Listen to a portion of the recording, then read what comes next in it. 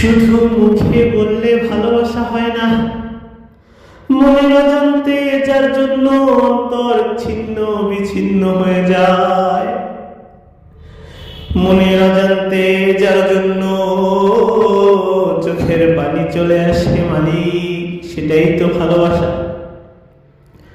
আমরা একটা মানুষকে কখনো দেখি নাই, কখনো তার সামনে যাই নাই, তার সাথে কথা বলি নাই, তার সাথে এক কাপ চাও খাই নাই, কিন্তু সেই মানুষটার জন্য অন্তর ফেটে যায়। শহীদ শরীফ উসমান হাদি ভাই আমাদেরকে ছেড়ে অন্ধকার কবরে চলে গেছে। সে চাইছিল ৫,০০০ ১০,০০০ মানুষের ভালোবাসা। আমার আল্লাহ বলেন, হাদি তোমাকে ৫-১০,০০০ মানুষের ভালোবাসা দিয়ে আমি শান্ত থাকবো না,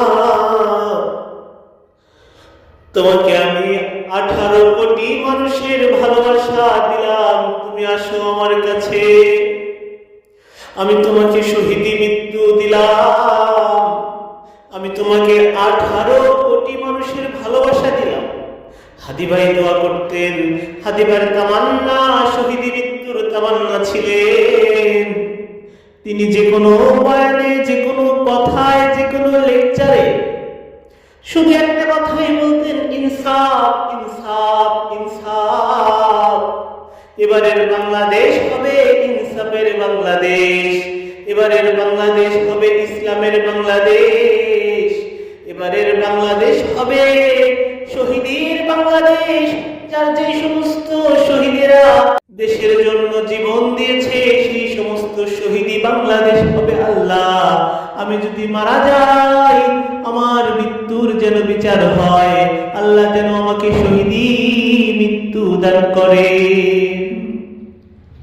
হাদি ভাই বলে বলে আমাদেরকে মনের অজান্তে মানুষের ভালোবাসা মানুষের মনের ভিতরে ঢুকে পড়েছে, কিন্তু সে জানে না তার যে ১৮ কোটি মানুষ ভালোবাসে, তার জানাজায় গিয়ে দেখা দিছে।